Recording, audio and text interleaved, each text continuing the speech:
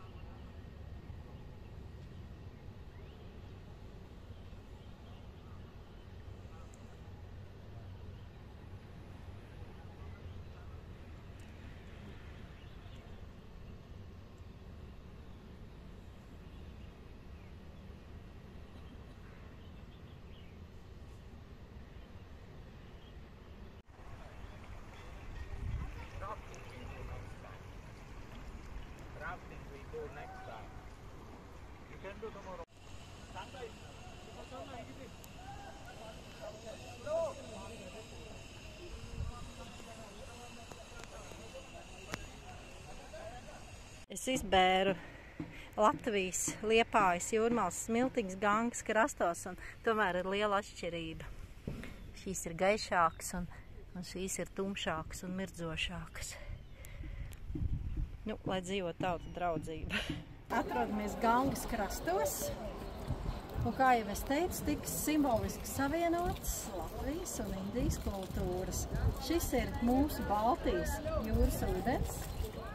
Un mēs viņu lejam iekšā Gangā.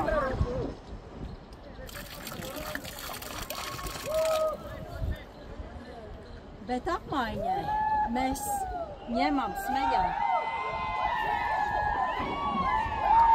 Gangas ūdeni un vedīsim uz Baltijas jūru un liesim iekšā, kad pienāks laiks.